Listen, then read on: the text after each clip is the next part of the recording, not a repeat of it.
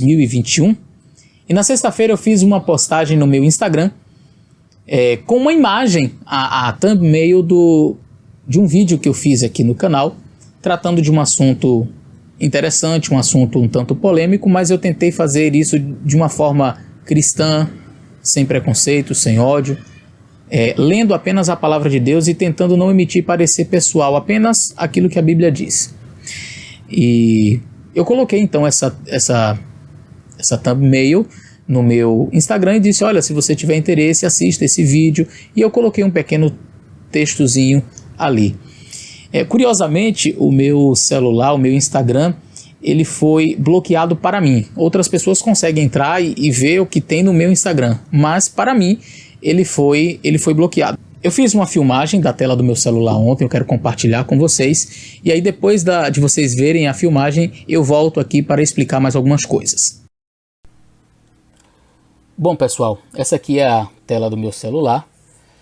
Eu fiz uma postagem ontem em meu Instagram com esta imagem que eu estou colocando agora para vocês verem. O que a Bíblia diz acerca da homossexualidade. Fiz um pequeno texto dizendo que algumas pessoas estão tentando reinterpretar a Bíblia para que ela se adeque às suas práticas pecaminosas. E então eu coloquei isso aí no meu Instagram. E olha, curiosamente, hoje eu tento acessar a minha página no Instagram. Vamos lá. Não é possível atualizar o feed e aparece essa mensagem aqui. Tente novamente mais tarde. Restringimos certas atividades para proteger a nossa comunidade. Com base no seu uso, essa ação estará indisponível até o dia 2/5/2021. Diga-nos o que você acha, se você acha que isso foi um engano. E aí eu informo outra vez e mais uma. Agora ele saiu aquela imagem. Observe bem. Eu não consigo ver, por exemplo, as minhas postagens. Olha só, eu vou informar novamente. Sempre aparece essa mensagem, mas eu não consigo ver nenhuma das minhas postagens, tá vendo? Não é possível carregar. Outras pessoas que entram na minha página, olha só, conseguem ver, mas eu não consigo ver nenhuma das minhas postagens. Não é atualizado o feed, essa mensagem aqui da última verdade presente, inclusive eu até fico feliz que tenha parado aqui, né, travou aqui na última verdade presente do meu amigo Jefferson Araújo, um excelente conteúdo, e eu clico aqui, eu sigo ele há bastante tempo, novamente a mensagem, e olha o que aparece, depois de informar umas 3 ou 4 vezes, olha só, essa conta é privada. Eu sigo o meu amigo Jefferson Araújo há muito tempo, tanto que a mensagem dele está lá no feed, mas eu não consigo acessar a página dele, eu não consigo acessar a página do Michelson, nem da minha esposa. Então veja, está travado o meu celular, o meu Instagram não consegue abrir nenhuma página, nem a minha, nem a de outros amigos, eu não consigo visualizar nada, eu não consigo colocar uma imagem nova, eu não consigo postar um novo texto, eu não consigo postar uma nova imagem, nada disso, ele está simplesmente bloqueado para mim. E por quê? Por causa da imagem que eu coloquei. E aí eu fico me questionando, será isso uma ditadura das mídias sociais?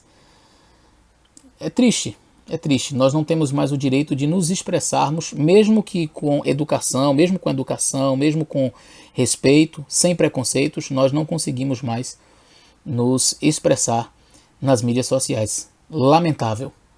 Bom, como vocês viram aí na filmagem, o Instagram ele foi bloqueado para mim. Outras pessoas elas conseguem ver, mas ele foi bloqueado para mim. Ainda hoje eu estou com o meu celular aqui em minhas mãos. Olha, vou abrir aqui, olha, tá na tela. Vou abrir aqui no Instagram. Observe. Ainda está do mesmo jeito. Aquela mesma imagem. Restringimos certas atividades para proteger nossa comunidade. Imagine. Eu ainda não sei até quando vai permanecer assim, pelo menos a mensagem diz que é até hoje. Também não sei quais são as resoluções que serão tomadas. Amanhã eu posso dizer para vocês o que vai acontecer, se o meu post vai ser excluído, se a minha conta vai sofrer alguma coisa. Eu não sei, mas eu fiquei pensando sobre isso. Veja, se eu tivesse trazido um discurso de ódio, se eu tivesse trazido um discurso assim preconceituoso, falando mal, né, das pessoas, eu entenderia. Para cada ação tem uma reação, né? Mas eu tentei ser o máximo possível cuidadoso com as minhas palavras, não ofensivo, não preconceituoso, e mesmo assim aquilo que eu coloquei ali no meu Instagram foi visto como algo assim pernicioso, né? Porque o texto diz: para proteger a nossa comunidade, nós restringimos aqui a sua atuação. E aí eu fiquei pensando, né, refletindo sobre este assunto e relembrando algumas outras atitudes que eu já vi na internet e que não são consideradas, por exemplo, um discurso de ódio, não são consideradas atitudes ruins, sempre são consideradas liberdade de expressão, sempre são consideradas como arte, não é? Por exemplo, você já deve ter visto isso aqui que eu vou falar agora. Um jovem, ele se despiu completamente, pegou uma imagem de Nossa Senhora Aparecida. Eu não sou católico, mas respeito o símbolo da fé de outra igreja. Por mais que eu não compartilhe a fé destas pessoas, eu preciso respeitar a fé que elas possuem. Os objetos que para elas são sagrados precisam ser respeitados. Veja, eu não estou defendendo a doutrina que a Igreja Católica defende, mas eu preciso respeitar aqueles símbolos da fé desta comunidade religiosa da mesma forma como eu quero ser respeitado na minha fé. E aí o indivíduo, ele se despiu completamente, pegou a imagem de Nossa Senhora Aparecida, colocou um ralador e colocou a imagem de Nossa Senhora na frente de suas genitálias. Depois ele pegou ali um ralador e começou a ralar aquela imagem de gesso de Nossa Senhora até virar um pó. E aí quando a comunidade católica se demonstrou assim preocupada com essa atitude, eu vi alguns sites eles falando: poxa, essa atitude não é coerente, isso aí não pode acontecer. Qual foi a resposta? Isso aqui é arte. Isso é arte. Entende? Então isso não é ódio, isso não é... Eu tenho um vídeo que eu vou deixar o link na descrição, porque talvez alguém diga assim: não, aliás, isso aí que você está falando não é verdade. Eu vou deixar o link na descrição para que você veja. Eu não vou colocar o vídeo aqui, o trecho do vídeo aqui, para que esse meu vídeo não seja denunciado, né? Para que ele não saia do ar. Então eu resolvi transcrever toda a fala desse vídeo. Esse vídeo é do Seminário Internacional Democracia em Colapso, e eu queria ler exatamente, eu vou ler aqui exatamente o que a pessoa disse no vídeo. Você pode conferir no vídeo abaixo, tá?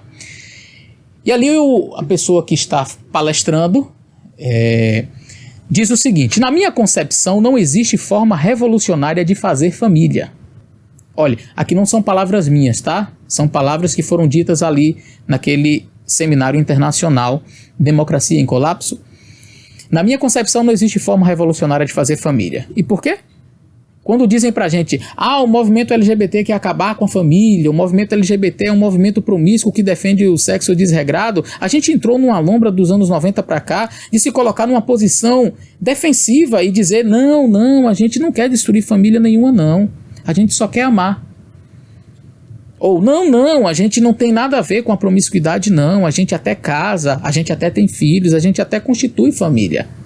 E isso é de um retrocesso político violento, que violenta inclusive a história da constituição do movimento LGBT na América Latina.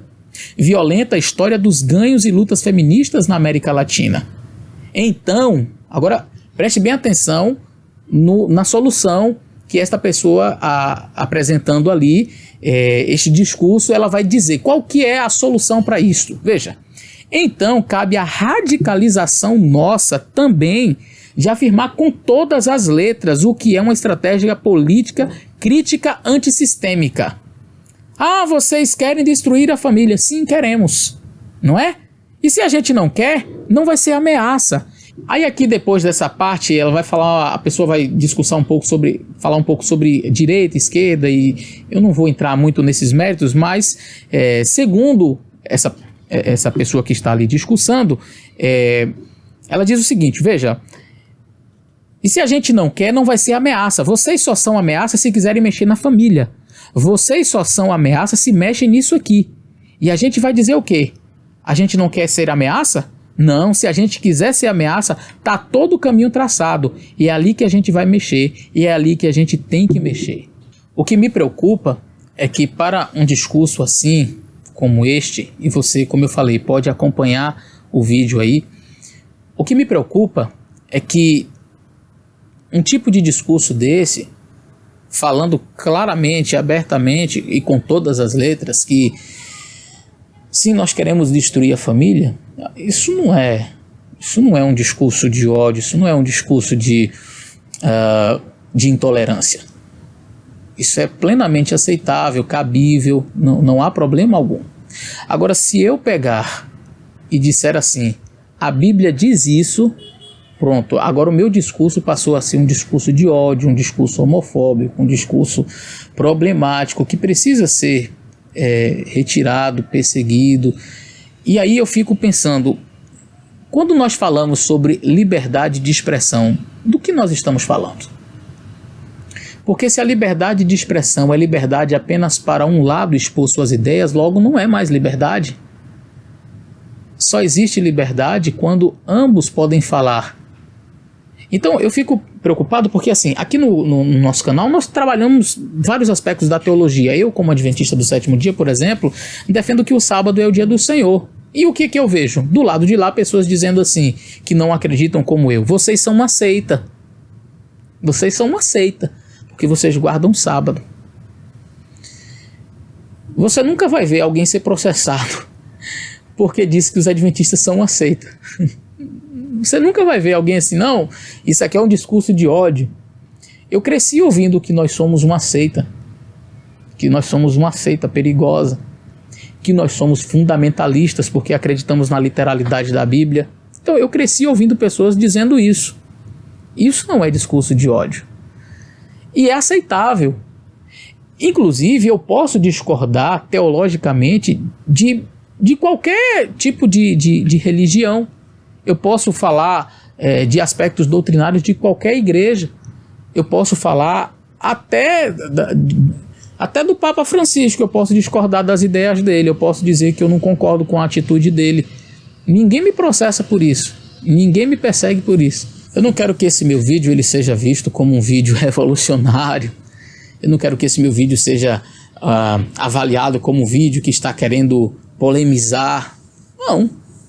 A única coisa que eu peço é que a mesma liberdade que assiste uma pessoa, a mesma liberdade de expressão que é concedida a uma pessoa para tirar sua roupa completamente, pegar um símbolo da fé de alguma religião e ralar completamente aquela imagem, que a mesma liberdade que uma pessoa tem de chegar e dizer que sim, queria destruir, o objetivo é destruir a família, como nós entendemos, a família nuclear, e isso não é um discurso de intolerância, isso não é um discurso de ódio, isso é liberdade de expressão. Eu queria que essa mesma liberdade fosse concedida a quem quer ler um texto da Bíblia e dizer, a Bíblia diz assim.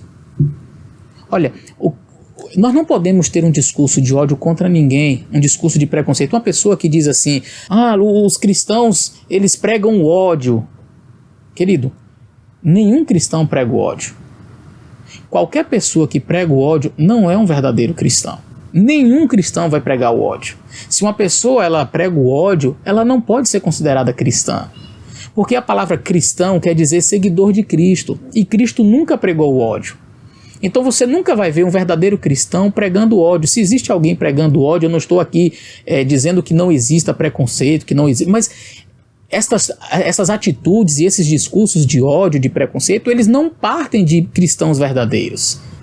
Eles partem de pessoas que não têm um espírito cristão. Porque Jesus Cristo nunca teve, de fato, ódio em suas palavras, preconceito em suas palavras. Agora, conquanto Cristo ele tenha sido completamente amor, conquanto Cristo nunca tenha discursado com ódio nem com preconceito, é necessário entender que Cristo também era justiça.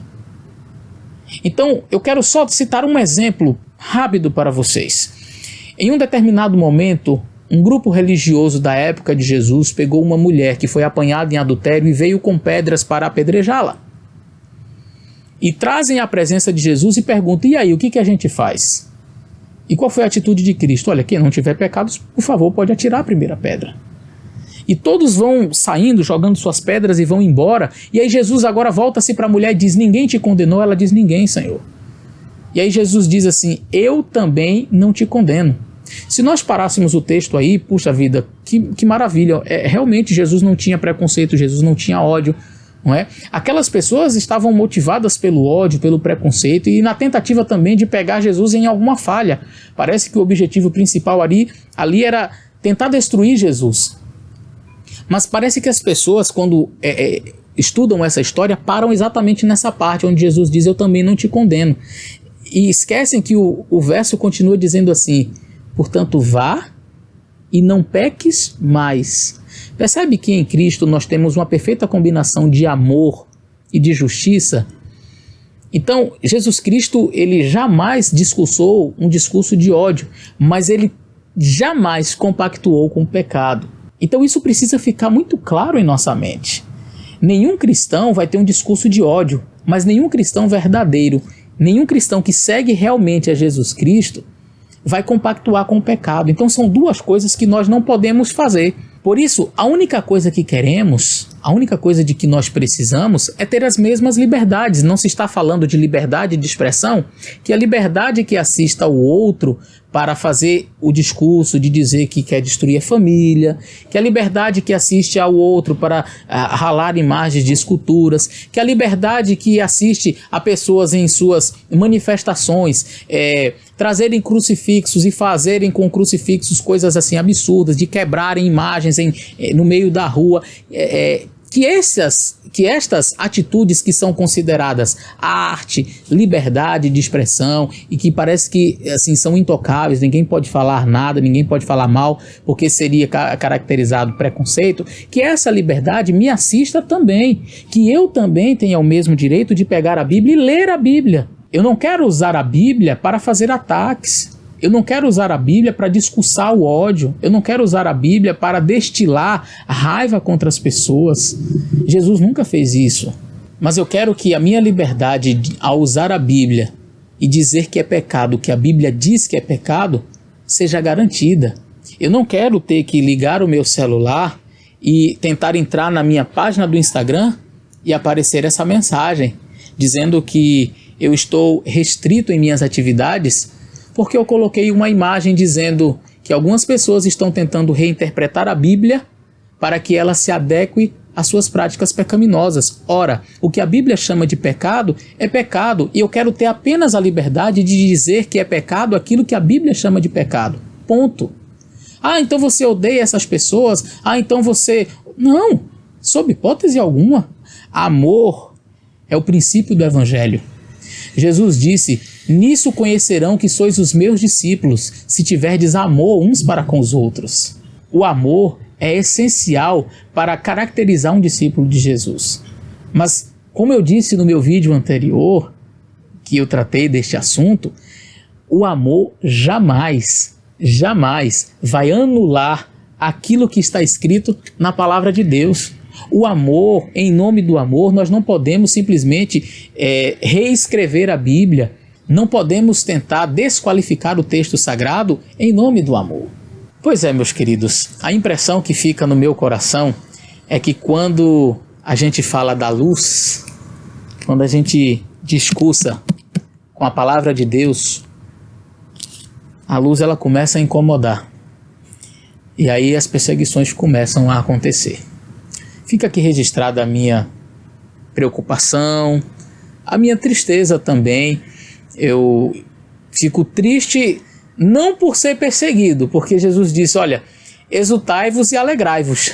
Você ser perseguido por estar defendendo o que está na palavra de Deus é uma bênção, é uma virtude. A minha preocupação é em relação ao discurso mesmo, não é? O discurso de direitos iguais, o discurso de amor, não é? Tem que falar do amor, o discurso do não preconceito, o discurso da liberdade de expressão, mas parece que liberdade de expressão é assim. A sua liberdade de expressão é concordar com tudo o que eu falo. A sua liberdade de expressão é aceitar tudo, inclusive abrir mão dos seus princípios que estão escritos aqui na palavra de Deus. Isso, fazer um discurso baseado na Bíblia, então aí vai ser um discurso fundamentalista, esse discurso vai ser um discurso homofóbico, então isso é inaceitável. E é sobre isso que Essa é a minha preocupação. Eu quero ter a liberdade de poder pregar a Bíblia. Eu quero ter a liberdade de poder ler a Bíblia. Eu não quero usar a Bíblia para maltratar ninguém. Eu não quero usar a Bíblia para discursar o ódio ou para olhar para o meu irmão com um olhar de preconceito. Não. Eu tenho que usar a Bíblia com amor.